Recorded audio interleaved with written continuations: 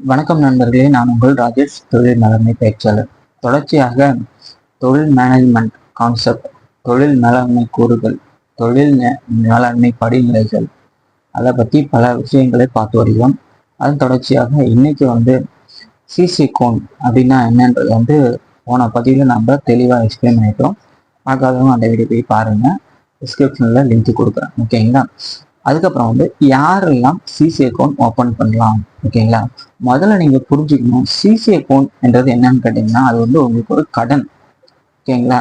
கடன்றது கடன் தொகையா மட்டும் இல்லாம பொதுவாக கடன் தொகை எப்படி இருக்குன்னு பாத்தீங்கன்னா, நீங்க யாருக்குன்னா லோன் வாங்கியிருப்பீங்க, இல்லை பேங்க்ல லோன் வாங்கியிருப்பீங்க. அந்த லோன் அமௌண்ட்டையோ இல்லை வட்டியோ திருப்பி தரும்போது மட்டும்தான் அங்கே போய் பார்ப்பீங்க.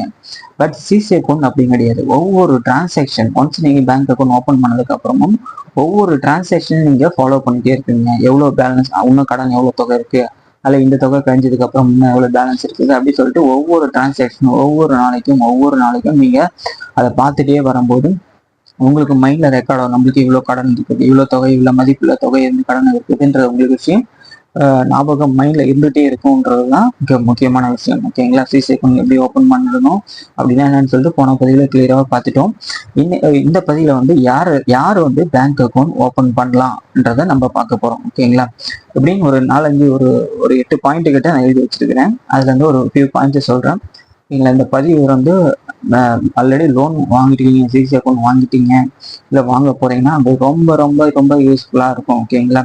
பொதுவாக என்னோட கருத்து, ஒரு தொழில் பண்றீங்கன்னா அந்த தொழில்ல கடன் மேக்சிமம் கடன் இல்லாம தொழில் பண்ற பாருங்க. ஓகேங்களா? கஸ்டமருக்கு கடனுக்கு விற்கிறீங்களோ இல்லையோ, சந்தை கிரெடிட்டார்கிட்ட கடன் வாங்குறீங்களோ இல்லையோ, வெளியில இருந்து கடன் வாங்காம, முதலீடு குறையுது, அதுக்கு ஒர்க்கிங் கேபிட்டல் குறையுதுன்றதுக்காக கடன் வாங்காம பிசினஸ் அந்த அளவுக்கு பண்ண முடியுமோ பண்ணுங்க. அப்படி நீங்க கடன் வாங்குறீங்கன்னா அந்த கடனை ஒழுங்கா ட்ராக் பண்ணிட்டே இருக்கணும். ஒவ்வொரு மாசமும் ஒவ்வொரு 15 நாளுக்கும் ஒவ்வொரு 20 நாளுக்கும் ட்ராக் பண்ணிட்டே இருக்கணும். இல்லைன்னா அது நாளைக்கு பெரிய விஷயமா வளர்ந்து நிற்கும். ஃபார் எக்ஸாம்பிள், ஒரு சின்ன விதை போடுறீங்கன்னா அந்த விதை போட்டீங்கன்னா எந்த அளவுக்கு பார்த்து வளர்க்குறீங்களோ, எதுக்காக செடி பார்க்குறீங்கன்னா அது நான் நாளைக்கு எனக்கு நல்லா தருமான்றதாக பார்க்குறோம். அதே மாதிரி நம்ம வாங்குற கடன், ஓகேங்களா, அதுவும் நீங்க பார்க்க மாட்டீங்கன்னா அது ஒரு காலத்துல பெருசா வளர்ந்து நிற்கும். அதை நம்ம பார்த்து எதிர்காலத்துல கஷ்டப்படாம இருக்கிறதுக்கு இந்த விஷயம் ரொம்ப முக்கியம். அப்படி நீங்க கடன் வாங்குறீங்கன்னா உங்களுடைய asset and liability, business balancing சொல்லுவாங்க. ஓகேங்களா?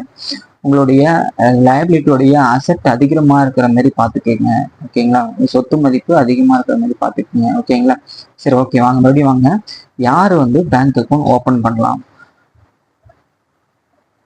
அதாவது ஒரு நியூ ப்ராஜெக்ட்ஸ், ஓகேங்களா, new projects or new product.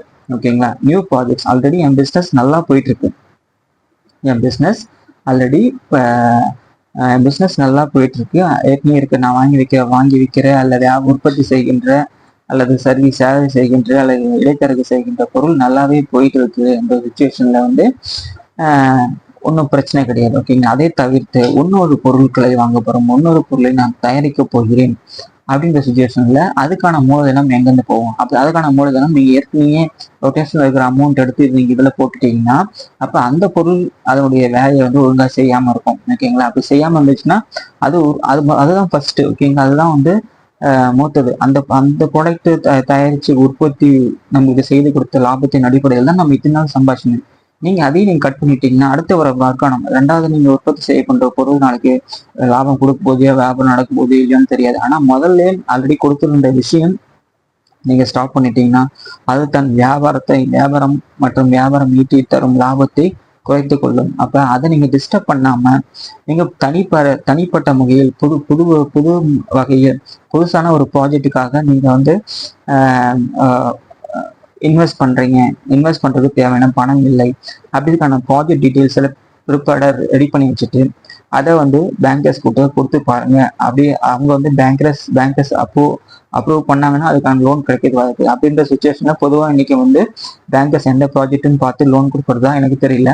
அவங்க மேக்சிமம் நம்மளுடைய அசட்ஸ், ஓகேங்க, நம்ம டாக்குமெண்ட்ஸ், அதாவது சிசி அக்கௌண்ட், நான் லாஸ்ட் சொன்ன மாதிரி நம்மளுடைய சிசி அக்கௌண்ட் தாங்க ஓப்பன் பண்ணிக்க சொல்லுவாங்க. லோனுக்கு பதிலாக இந்த சிசி அக்கௌண்ட் ஓப்பன் பண்ணுறதுக்கு லேண்ட் டாக்குமெண்ட், பில்டிங் டாக்குமெண்ட், ஏதாவது டாக்குமெண்ட் கேட்பாங்க. அதுலேருந்து 50 to 75% அவங்க உங்களுக்கான லோன் அலாட் பண்ணுவாங்க. நீ அப்படி வாங்கக்கூடிய அமௌண்ட் எப்படி இருக்கணும்னு பார்த்தீங்கன்னா, ஆல்ரெடி நான் ப்ராஜெக்ட் பண்ணிட்டு இருக்கிறேன், ஆல்ரெடி பிஸ்னஸ் போயிட்டு நல்லா போயிட்டு இருக்கு, அதுக்கு தேவையில்லாமல் புதுசான ஒரு ப்ராஜெக்ட்டுக்கு எனக்கு லோன் வேணுன்ற கேஸில் நீங்கள் சிசி அக்கௌண்ட் ஓப்பன் பண்ணிக்கலாம். அப்போ வந்து அது ரொம்ப ரொம்ப பயனுள்ளதாக இருக்கும். ரெண்டாவது விஷயம் பார்த்தீங்கன்னா working capital short fall. Working capital already நீங்கள் பிஸ்னஸ் பண்ணிட்டு இருக்கீங்க, அந்த பிஸ்னஸில் ஒர்க்கிங் கேபிட்டல் ஷார்ட் ஃபால் ஆகுது. ஷார்ட் ஃபால்னா ஒரு 1,00,000 ரூபாய் உதாரணத்துக்கு உங்களுடைய கேபிட்டல் அண்ட் ஒர்க்கிங் கேபிட்டல். நம்ம அந்த 1,00,000 ரூபாய் வந்து நீங்கள் மறு முதலீடு பண்ணும்போது அந்த 1,00,000 ரூபாயிலேருந்து ஒரு குறிப்பிட்ட குறைஞ்ச அமௌண்ட்டுக்கு வந்து குறையுது. குறைஞ்ச அமௌண்ட், சின்ன அமௌண்ட் குறையுது. இந்த சுச்சுவேஷன்ல வந்து நீங்கள் அது எப்படி குறையுதுன்னு பார்த்தீங்கன்னா உங்களுடைய சம்பி டெப்டாஸ், உங்களோட நல்ல டெப்டாஸ் தான் டியூ டு அவங்களுடைய போராத காலம், அவங்களுடைய சப்போஸ் நேச்சுரல் டிசாஸ்டர் வருது, அந்த சுச்சுவேஷனில் வந்து கொஞ்சமான அமௌண்ட் வந்து குறையுது. நான் சொல்றது நல்லா நோட் பண்ணிங்க. 25% உங்களோட டோட்டல் ஒர்க்கிங் கேப்ல இருந்து 25% குறையுதுன்னா நீங்க அந்த டைம்ல நீங்க சிசி அக்கௌண்ட் ஓப்பன் பண்ணீங்கன்னா ரொம்ப அவங்க பிசினஸ் ஆல்ரெடி நீங்க பிசினஸ் ஜென்ரேட் பண்ணி கொடுக்குற லாபத்தை எந்த தடையும் கண்டினியூ பண்றதுக்கான இந்த லோன் வந்து சிசி அக்கௌண்ட் யூஸ்ஃபுல்லா இருக்கும். ஓகேங்களா, நாட் லாங் டேர்ம். ஓகேங்களா, இப்போதான் ஒரு புதுசா ஒரு லோன் வாங்கிட்டா ஒரு பிசினஸ் பண்ண போறேன் என்ற விஷயம் கூடாது. ஒண்ணு. ரெண்டாவது வந்து ஒர்க்கிங் கேபிட்டல் ஷார்ட் ஃபால் 25%. ஓகேங்களா, 50% போடவே கூடாது. 50% உங்களோட ஒர்க்கிங் கேபிட்டல் குறையுதுன்னா அப்பயும் நீங்க லோன் வாங்க கூடாது. 25% குறையுதுன்னா மட்டும் நீங்க வாங்கினா போதும். ஓகேங்களா, டெப்டாஸ் அண்ட் ரிசீவபிள்ஸ். ஓகேங்களா, டெப்டாஸ். ஓகேங்களா, நான் ஏற்கனவே சொன்ன மாதிரி ஒரு நம்மளுடைய பிசினஸ்ல இருக்கிற கடனாளிகள் வந்து நல்ல கடனாளிகள் பெரிய போன காலங்களில் வந்து நம்மகிட்ட நல்ல ரிலேஷன்ஷிப்ல இருந்திருப்பாங்க. அவங்களுடைய டைமிங்காக அவங்களால ஒழுங்கா நம்ம வந்து அந்த பணத்தை திருப்பி தர முடியல. அப்ப அந்த பணத்தை திருப்பி தர முடியாத காரணத்துக்காக வந்து நம்மளுடைய அடுத்தது வந்து நம்ம இன்வெஸ்ட் பண்றதுக்கான அமௌண்ட் நம்ம கிட்ட இல்லை. இந்த சுச்சுவேஷன்ல இருந்து வந்து நீங்க அதுவும் குறைஞ்ச அமௌண்ட் ஒரு 25%, 25% குறையுது. இந்த சுச்சுவேஷன்ல நீங்க அப்ப லோன் நீங்க வாங்கிக்கலாம். ஓகேங்களா, அப்போ சிசி அக்கௌண்ட் நீங்க ஓபன் பண்ணிக்கலாம். ஓகேங்களா,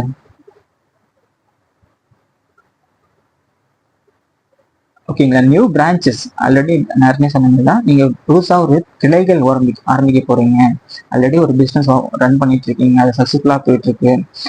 அங்க இருக்கிற மாதிரியா பொருட்களை வந்து இன்னொரு இடத்துல நான் வந்து வாங்கி ரன் பண்ண போறேன். அது அந்த எந்த இடத்துல நான் ஓப்பன் பண்ண போறோம் அதனுடைய full details, full projects analysis, முக்கியமாக சொல்ல போனால் அனாலிசிஸ்ன்றது அந்த எந்த அளவுக்கு அந்த கிளை வியாபாரம் வந்து உங்களோட கம்பெனிக்கு வந்து ரொம்ப யூஸ்ஃபுல்லாக இருக்குதுன்றதை பற்றிய முழு அலசல் பண்ணி வச்சுட்டீங்க. எனக்கு கன்ஃபார்மாக தெரியும் ஓப்பன் பண்ணால் எனக்கு இவ்வளோ லாபம் வர்றதுக்கான வாய்ப்புகள் இருக்கிறது என்பதை வந்து எக்ஸ்பர்ட் மூலயமா நீங்கள் கன்ஃபார்ம் பண்ணியிருக்கீங்க சுச்சுவேஷனில் நீங்கள் சிசி அக்கௌண்ட் ஓப்பன் பண்ணிக்கலாம். ஓகேங்களா,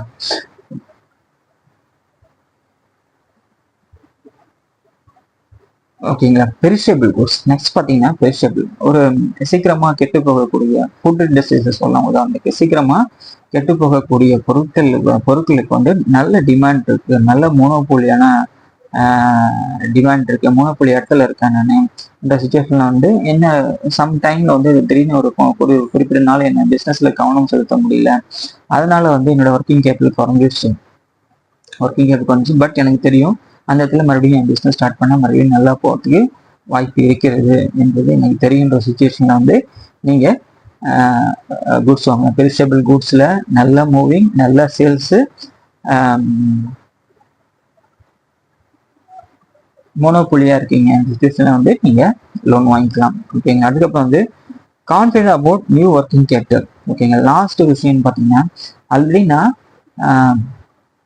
பிஸ்னஸ் பண்ணியிருந்தேன், என்னுடைய தவறுதலால என்னுடைய ஒர்க்கிங் கேபிட்டல் வந்து முழுவதுமாக 75% அல்லது முழுமையாக ஒன்றும் இல்லாமல் ஆக்கிவிட்டது. அது முழுக்க என்னுடைய கவனக்குறைவு மட்டும்தான் காரணம், என் தொழில் காரணம் அல்ல, என்னோட கவனக்குறை மட்டும்தான் காரணம் என்பதை நான் தெரிஞ்சுக்கிட்டேன். அதுக்கப்புறம் அந்த தவறை நான் செய்ய மாட்டேன் என்று கீ பாயிண்ட்ஸ். ஓகேங்களா,